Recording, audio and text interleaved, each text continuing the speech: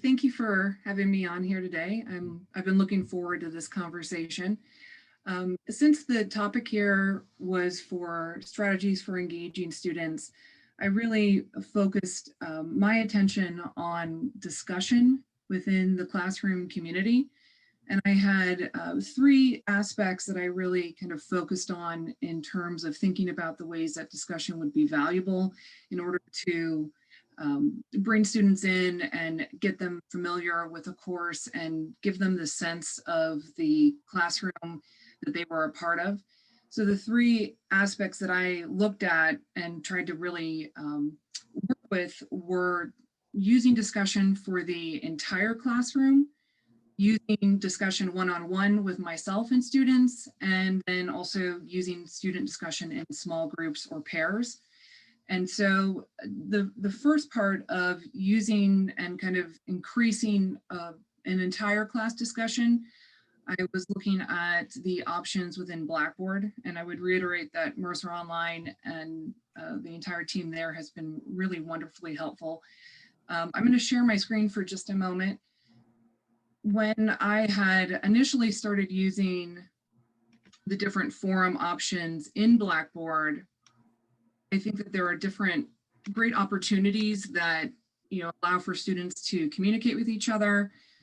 And one of the ways that I found makes for meaningful conversation was to draw on student discussion starters, encourage students and kind of assign them to have a leading role in the conversation, and then also to trial different tools that were within Blackboard and see which kind of format was the most valuable in terms of making the conversation organic and continuing in supporting the content and the student learning objectives.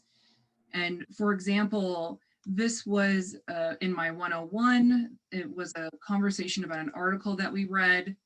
And my point here for showing that is this is a discussion starter where I assign different students to start off the discussion that then I facilitated.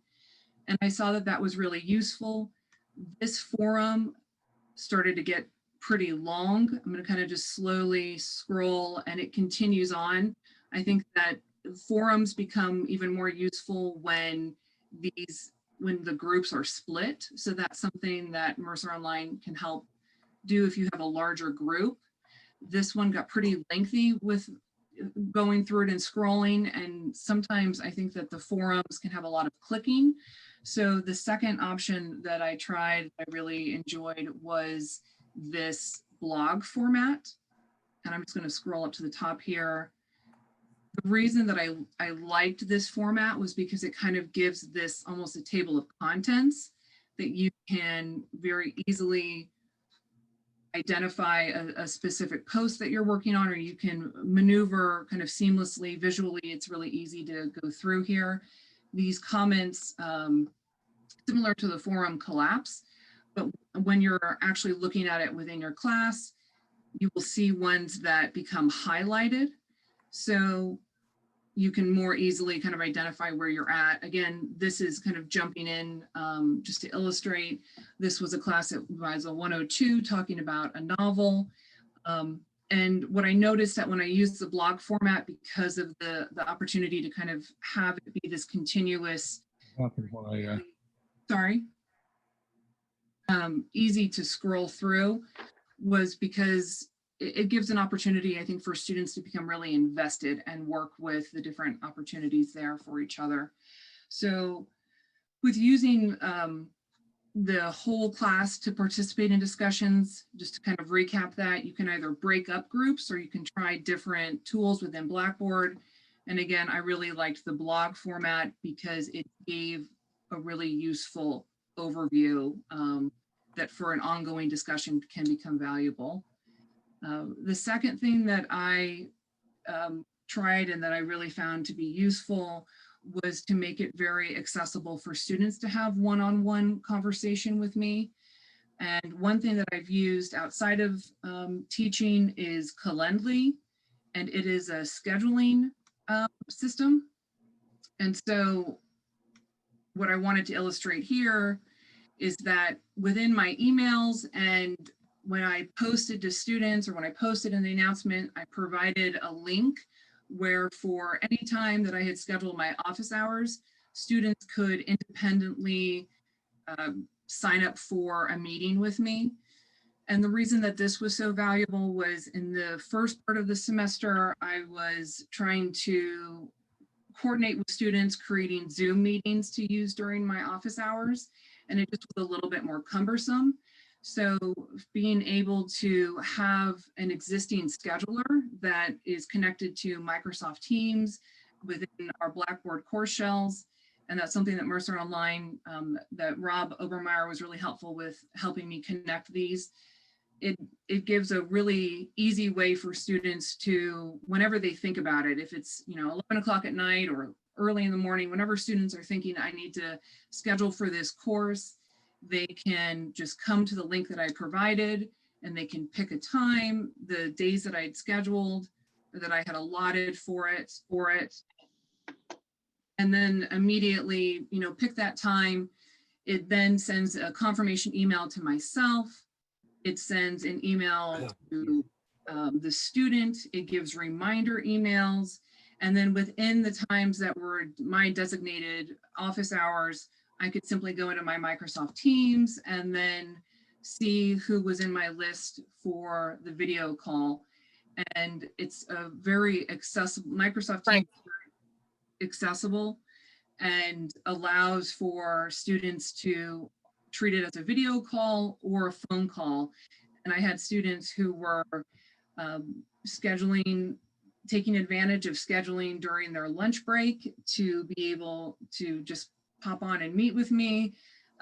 But that was a really valuable way for me to stay in contact with students individually and just, again, make my office hours really accessible and organized and useful for anyone who wanted to have a chance to talk with me. So I think when we're thinking about how do we help students, providing that opportunity to still take advantage of office hours and have that one-on-one discussion becomes really useful and beneficial for somebody just to have that quick moment. And then the final aspect that I had tried to do and that I'm planning on really trying to implement in the coming semester is promoting discussion between student pairs or student small groups. And the strategy that I'm going to be trialing in that regard is accountability partners. And I think that to be in a student position right now, it's different to be online. When you're used to an online environment, when you're used to this kind of format, it can become, it's perhaps not as big of a deal to us, but I think that for a student, it is a different experience, especially when they are, coming to have this collegiate experience. And so to kind of facilitate accountability partners or to provide that opportunity for a study group or things that students might naturally have if we were meeting in person, if they talked before or after class, I'm going to also utilize Microsoft Teams in that regard. And I'm still kind of playing out how I'm going to use accountability partners. I'm going to not require it. I think I'm going to make it incentivized in some way. But by pairing up students or allowing students to create external meeting environments, it will hopefully, I think, give them, again, that sense of community and be able to kind of have the types of class small group experiences that they might otherwise have as well. And through Microsoft Teams, they would be able to have privacy for their personal information, but then still have time to meet. And I've seen the Microsoft Teams work where there can be a scheduled time and it's like a little study session, or it can also provide the conversation between students. So when I have reflected on my classes and from what I've seen, the more that students participate, the more invested they become. And that really does influence positively their ultimate success in a class. And that's what I think is really important to continue to emphasize. So when I've looked at the different ways to get a class speaking all together, when I've looked at the ways to get them speaking with me, and then looking for ways to really support student conversation as well, I think that the dialogue becomes such a fundamental aspect of a classroom community, and it's something that still is achievable even in this remote sense when it's paired through different connection points. So that's kind of my initial overview for this, and I think that using this opportunity for discussion, again, just gives students a sense that they are a part of a community, and there's a lot of ways to convey that and support students in that regard. Thank you, Erin. That was really informative. Certainly, done a lot of investigation into a variety of tools.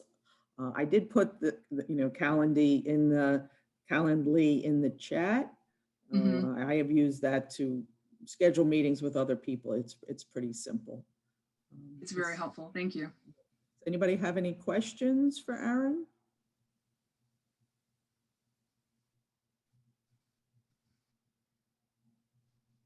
All right, Jill, I guess we'll move on to Cynthia Simon now. Yep.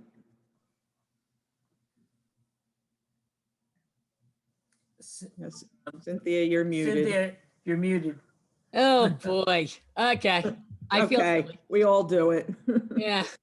All right. So just a little bit background on me.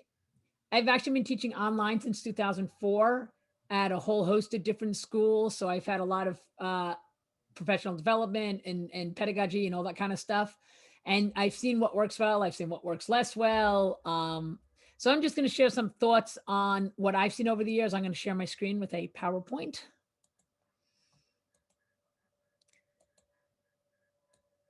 So the first thing you want to do is you want to create an environment that says, hey, we're going to be an engaging classroom. We're not just going to sit and read things and hand assignments, and we're actually going to engage with each other. So you want to make sure that environment is welcoming, and you want to make sure it's one that students realize that they have to engage in and that they feel safe engaging in. One way to do this is by either welcome letter or email. This doesn't have to be anything formal. It's great if you can do it like the day before class officially starts and just kind of say, hey, welcome to class. At Mercer, I point them towards my welcome announcement in Blackboard. I tell them where to find it because that's got some of the quick details they need to know where to find things. Remember, not all students are used to working in an online environment, or if we have students that are coming from other schools, taking a class to pick up some credits or whatever, they may have a different online environment, even if it's Blackboard. And also you can humanize yourself in a letter like that. So for example, right now with COVID and everything else going on, you might acknowledge, hey, I know this is going to, be an unusual semester. We've got COVID. We don't quite know when the vaccines are going to be available, all that kind of stuff. So it makes them realize that, hey, you're aware of some of the challenges they as students may be facing. A lot of times they don't think we're human. For those of you who were here right at the beginning this morning, I was Kermit the Frog, but I didn't know I was Kermit the Frog. My son did that to me. He shares his computer sometimes. And when I logged in, since I didn't have my camera on, I had no idea that I came up as Kermit. So anyway, these things happen. If the students realize that they happen and they're nothing to get upset about, you're more laid back, you're more relaxed, they're more likely to feel welcome, they're more likely to be less anxious. The welcome announcements, you can do the same thing in a welcome announcement that you do in a welcome letter. Part of that depends on whether you have faith the students will actually read the welcome announcements. Part of that depends, again, if you're teaching at other schools as well, how they have their systems set up, whether the students will readily notice the welcome announcements. I use mine here at Mercer to give them direction. Go to the left panel, you'll find course info. That's where the syllabus is. That's where my bio is, or my contact information. Under lessons, you'll find, I literally give them the lay of the land kind of thing in my welcome announcements, and I tell them when the first week's grades are due. I also post in discussions a welcome thread. The idea here is to create a learning environment where everybody knows everybody else. And you can do this in all sorts of creative ways. Think icebreaker, but think icebreaker online. I always make sure my initial post, my welcome to the class, is posted prior to the opening of the class. And I don't mean the first day of class. I mean when the students can get into the class, because you will get students who will want to post early if that is available for them to do. I also, and this is the great challenge, I respond to all students' opening posts. They're welcome to class. I try to find some way I can relate to them. So I happen to ask things like, what's your favorite hobby? Do you have any favorite books? Where have you traveled, most recently, which of course is a kind of amusing question during COVID because nobody's going anywhere. But, um, this way I have something to pick up on. So if somebody says, oh, I love fishing, I can write back and say, yeah, my brother's the fisherman. He'd bring home tons of bluefish, right? So you're building relationships. I'm requiring students to reply to some of their peers' posts. This way they're reading the posts, they're building relationships. And I've seen some really cool, like, oh, hey, we're the same major, or I think I had you in another class, or, those kinds of things. So people are going to be more comfortable engaging if they know who's in the room with them. Using discussions for engagement. I do the discussion boards in Blackboard. There is a way to get them to all read so that they do flow in a line. I honestly haven't asked Mercer why there's a setup the way it is. I know at every other school I use Blackboard, they all flow in a line. But in any case, create discussion threads that create conversations. One of the schools I work at that gives us a course in a can, so they've created the discussions. They're like, what's separation of powers and checks and balances? How are they different? Why are they important? Give us an example. And it's like, that's okay. That's a fact-based question.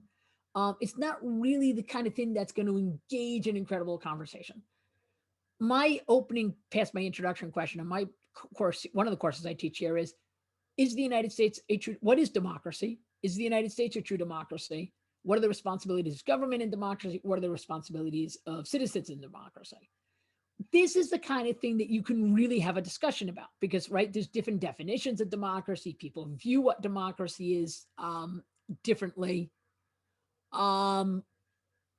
People view the responsibilities of citizens and the government differently. And what you do is you have students post an initial post by some day. My classes, it's always Saturday because I work on a week basis. This way, if they're going to do work on the weekend, they have a weekend day to do it. And then you have required that they have to reply to peers by some later date. Mine's usually Tuesday or Wednesday, depending how I'm running the week. And they get used to it because it's the same thing every week. You also got to get involved and move these conversations along in a supportive way and model how to engage. So, for example, one of the things that always gets written in the democracy discussion is we're not a true democracy because of the Electoral College. So one of the questions that I will explain what parliamentary democracy is, which for those of you who don't know, that is what most democracies in the world are. They don't elect, citizens do not elect the prime minister. The parliament does. The legislative branch of government does. And I'll say, so tell me, does that change your opinion of whether we're a true democracy? We at least get to participate in some way in electing our head of government. And again, I don't care what their answer is. All I care is that they're thinking about the subject matter and engaging with it and demonstrating some kind of understanding of the concepts of democracy. Address students by name. So in the example I just gave you, I might say class, and I might say, Joni brings up a very common thought about whether or not we're a democracy, which is the Electoral College kind of ruins it all. And then I would ask my question. Addressing students by name makes them feel like they're part of the community instead of just a faceless, thing out there in cyberspace somewhere. Be supportive, right? Use language that encourages, as opposed to discourages. That's very important, right? So if somebody writes something that's just like flat out wrong, you might say, I understand. I teach political science and ethics. You might say, I understand why you think this. Certainly, this is something that we've seen in the media or whatever. Here's some interest, so instead of making people, feel bad, because people aren't going to participate if they feel unsafe or if they feel put down or whatever. If you can use current events, do it. I don't do it here. Here, I use the chapter reflections. This way, make sure they've read the chapter, right? It's easier to engage if you've read the material. But I do have another school where in my American government class, the students are asked, they're assigned, and they have to submit a current event in some given week. And I create the question, but that becomes the topic of discussion. Needless to say, you can almost guess if I were teaching that class right now, what we'd be discussing in the coming week. culturally relevant examples, and I don't mean cultural, I mean this in like the broadest diversity, demographic kind of diversity way you can think of this. Remember that we all live in our little space. Our students live in many, many spaces. So you want to make sure you're inclusive of those spaces, both so that they can relate to the examples you're giving, but also so they feel they have something to talk about, and encourage them to share their examples, share their experiences. Encourage, one of the things I do in a lot of my welcome and stuff is I tell students, you have something to contribute to this conversation because you're living your own experiences within our political system or within our ethical world. So you want to do that. Another way to encourage engagement is through simulation or activities. You can do this as a discussion topic. So along with that democracy discussion, the other discussion question that's not the chapter reflection asks them to take the United States citizenship test. And then asks, how'd you do? And do you think this is a good test of what makes someone a good citizen? And we get all sorts of topics, including there's way too much history on there. And why do we need to know that? I think yesterday is a good reason why we need to know that. But in any case, so they have to go do something, and then they can react to it. I have in later in this same class as an assignment, a website that you can do a US budget simulation, and they keep this thing up to date. And their job is to lower the national debt. And I don't care how they do it. They just have to tell me why they chose what they chose. And did doing the exercise change their view of the whole process? Right. So it is, again, they're engaged. They have to be active. It's not I'm passively reading, I'm passively reacting. They've got to do something. They've got to click on little buttons in that simulation. You can do a combined discussion assignment. This is an example, not from this school, because I don't have one of these in my classes in this school, but I have some in other schools. In one of my Rutgers Politics of Disabilities class, there's an assignment where they interview somebody, and they either present a written essay about the interview or they present a video about the interview. It's posted in a discussion board, and then they have to read at least two of their peers' interviews or watch the videos, and then they have to reflect on those. I keep it separate, and it's not in the discussion part of the discussion grade. It's a separate assignment, but again, it's requiring activity. It's requiring response. So it's something they had a lot of fun with that assignment. In English classes, you can use it for peer reviewing drafts of papers and stuff like that. Finally, grading matters. If you want to encourage engagement, make it worth, if you are able to, I realize some of the syllabi here are department-wide, make it worth enough of a part of the grade that students are incentivized to do it. The good news is most students are not very good at understanding percentages. So even things that are relatively low percentage, they can be incentivized to do. Use rubrics so students know what is expected in terms of how to do these kinds of engagement activities. I'm not going to go to rubrics here in any kind of detail. That's an entirely different discussion, but at least let students know where they're going, both through your modeling and finally through the feedback you give them. But as you give them feedback, try to say something supportive and positive as well. There's some people like me, okay, give me all the, I always expected grades to be, this is what you did wrong. And okay, that's all I needed to know. But there is a group of people that need to hear, this is what you liked. This was a great idea, or you had an interesting thought. Here's how you can strengthen it, as opposed to this is what you did wrong. So these are my thoughts on engaging students, and I'll take any questions and unshare my screen.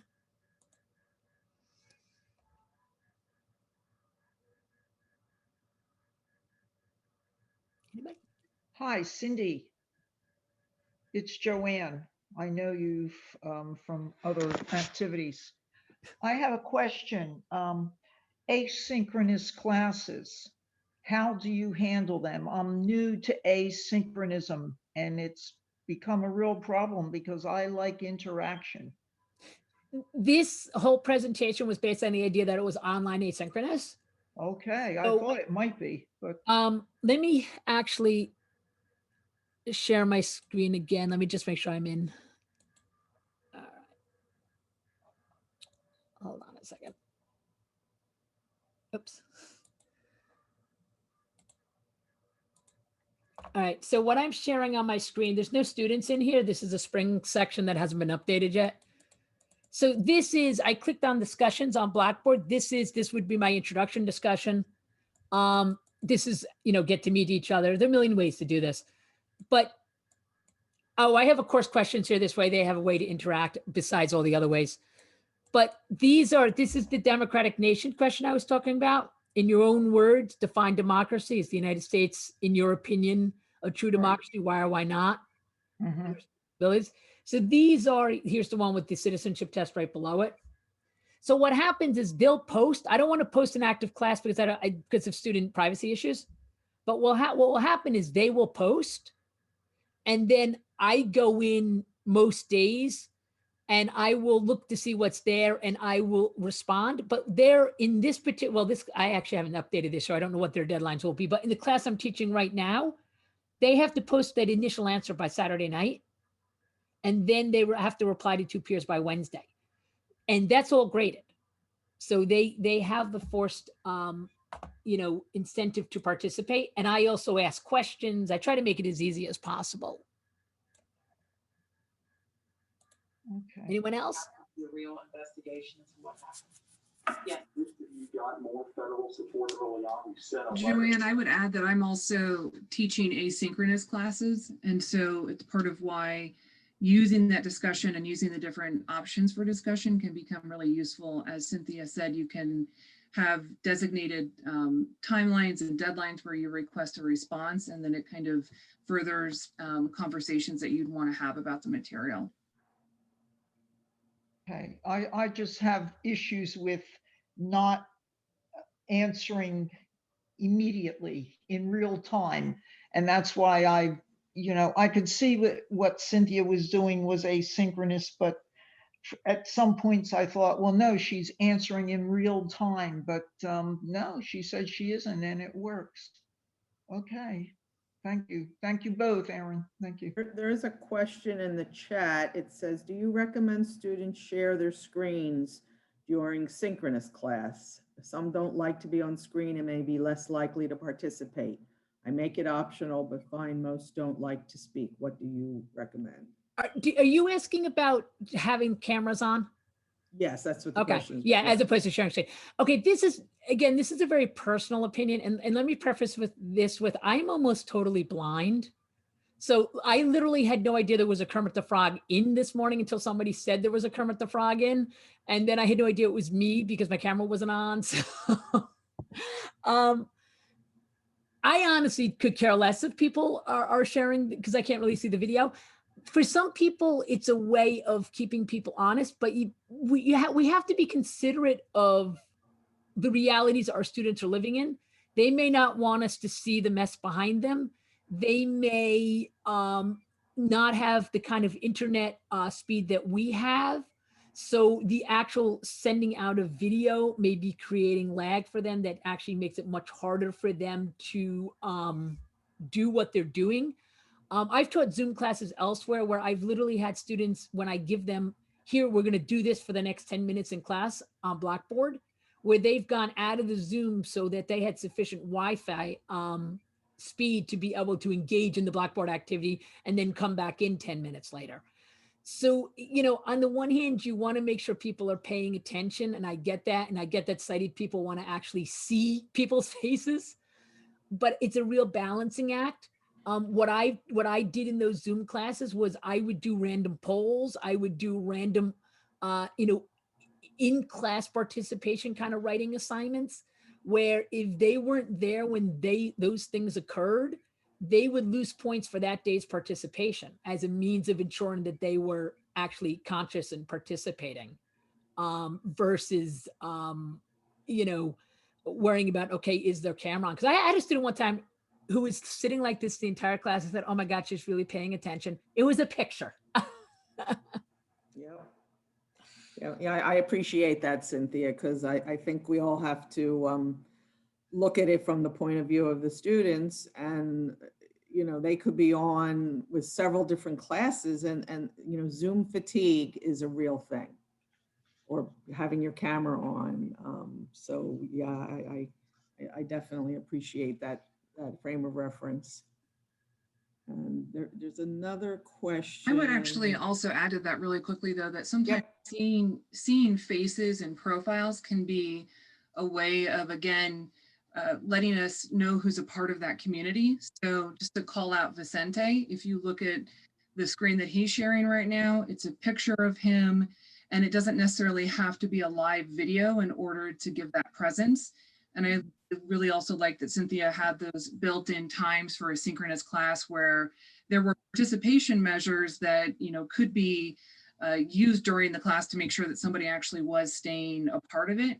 But just having kind of or Rob, you know, from Mercer Online, having that kind of profile image of themselves is a way to bring them into that participation as well. Erin, there was a question for you in the chat. Someone wanted to hear more about the student accountability partners, what you're having them do.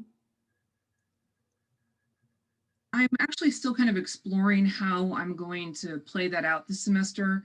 Last semester, I really used the different discussion models and the one-on-one with students. And I started to think about, just based on feedback that I heard from students, how I might kind of connect students in pairs or in groups as an additional support for students. And what I kept hearing was, that students said, you know, I love when I see people talking, I realize there's other people in the class. It just created that connection, and it translates, I think, into how people end up doing in the class or their investment in it as well. So what I've been thinking is that, and I'm actually planning on talking with Rob tomorrow to look into how I can do this with Microsoft Teams, because that's what he had initially suggested. But I'm thinking that I might kind of explore the option when I first get into working with each group in terms of what they might be looking for. I had some students last semester say, I just wish that there was a study hall because I work better when I feel like there are people around me.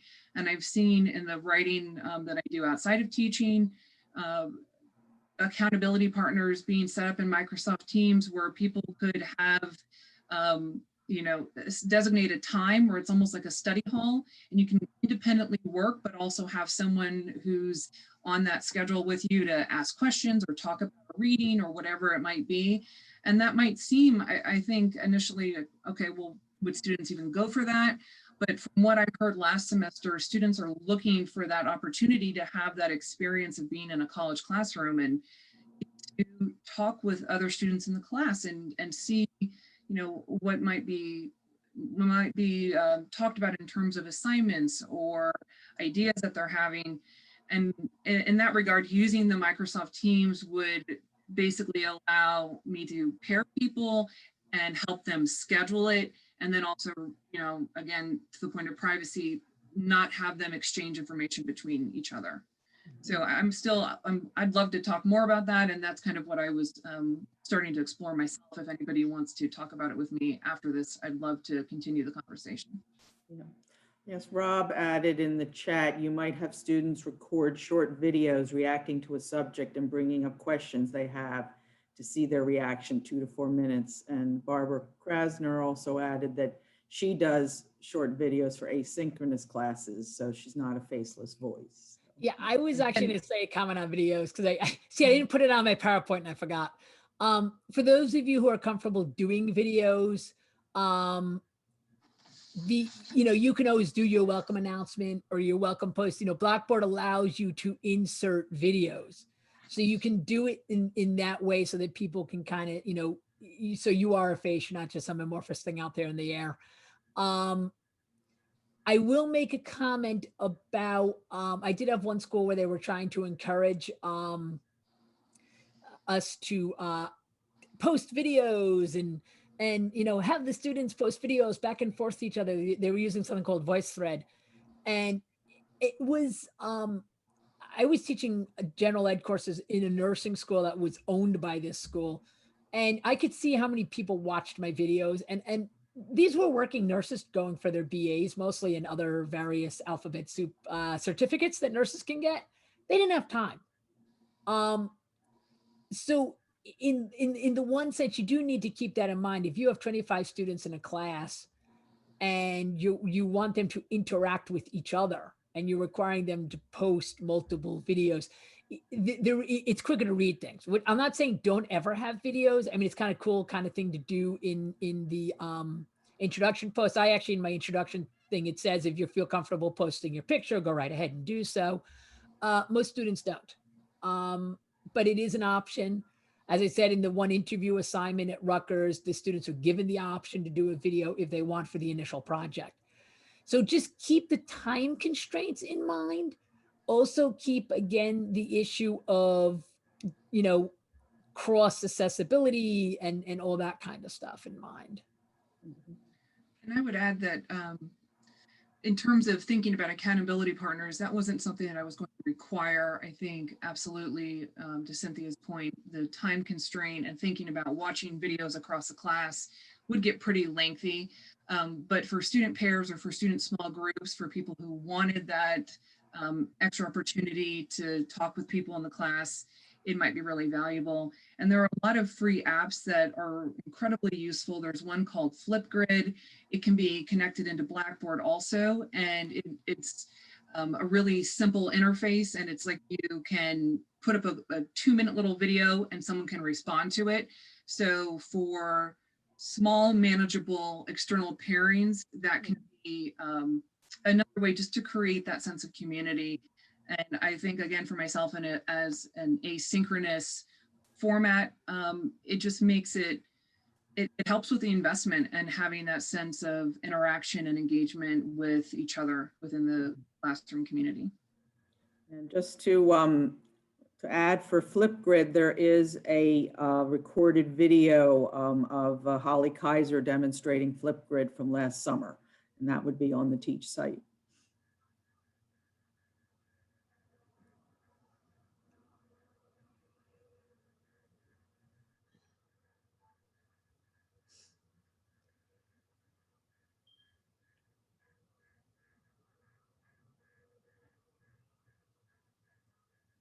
And I see Bonnie asking about the Teach site, and thank you, Jill. Jill has the answer there.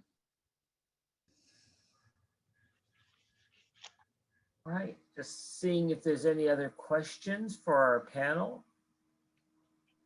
Hi, this is Jimmy. I guess I kind of have a question, kind of a comment / question. I'm still kind of new to teaching. This last semester was my second semester, and I teach in the health, physical education, and exercise science. And generally with my labs or tasks or homeworks or assignments, whatever, a lot of it would be filling out forms. However, this last semester, I decided to have students write short answers. And frankly, I was pretty shocked by the quality of the writing. And it was towards the end of the semester. So of course, I don't take away points for their spelling, grammar, and things like this. However, I'm very enticed now to make almost all my tasks and assignments require them to write so we can work on it from the beginning. But I'm wondering if any of you have experienced this and what you maybe do. But I just thought I'd ask. The reality is this is a community college. So we have some folks that are English language learners. We have some folks coming out of high schools that I personally think didn't do their job. But the point is we have people with a variety of English skills. There is a writing center on campus that can help with some of that kind of stuff. You can encourage students to take advantage of that. You know, I find in my discussion questions, for the most part, yeah, look, some of it isn't even that they don't know how to do it. Some of it is sometimes people just don't proofread or autocorrect gets them. And there's not kind of an expectation of reading things closely.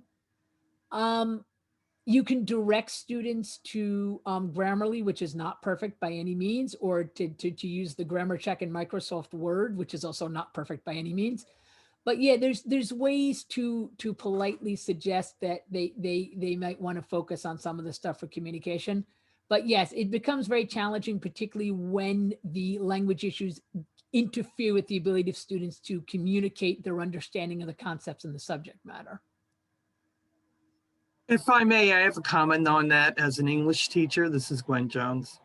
I direct a lot of my students to the Writing Center, which can help them with, specific aspects of writing, as well as the Tutoring Center.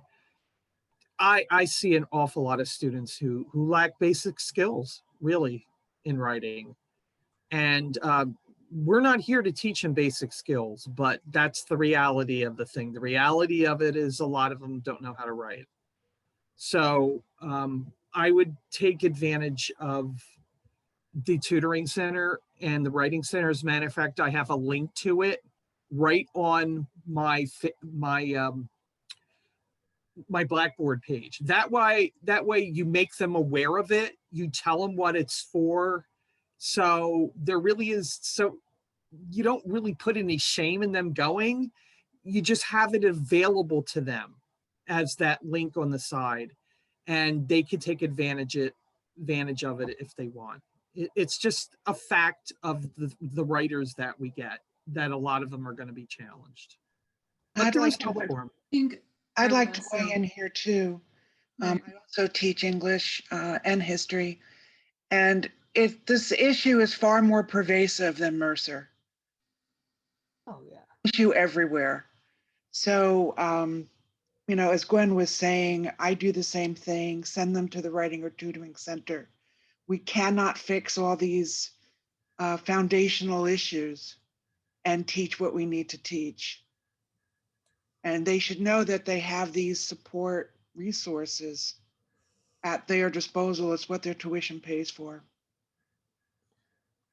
And Jimmy, I would also add that you could maybe, if, like you said, you had these short answers and you worked to them, you could even model one that you thought was really successful, and then it kind of can give them an idea of what might be expected. And certainly, as I'm seeing and hearing, you can clarify the types of expectations that would be required or expected on that. And it kind of gives another incentive that if they had a question about that, they really should take advantage of the writing lab and the options that we have at Mercer. I can also make an comment. Jimmy, did you say you taught exercise science stuff?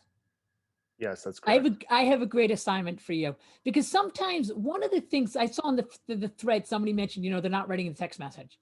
A lot of our students, even the ones who are capable of communicating well enough, including the spelling mistakes and stuff, to get their ideas, of course, don't realize the kind of detail they need to communicate their ideas. They're used to trying to do everything in how many ever characters you need for a tweet.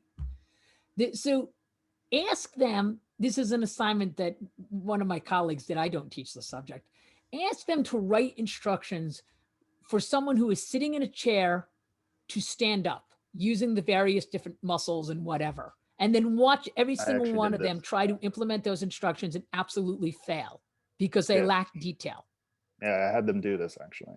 Um, I did have to describe very basic movements, and Yeah, some yeah. some did well. I would say they did better at that than the other homework assignment that I informed you of, that I had them watch a video and just answer short, answer just 3 questions in just a few sentences.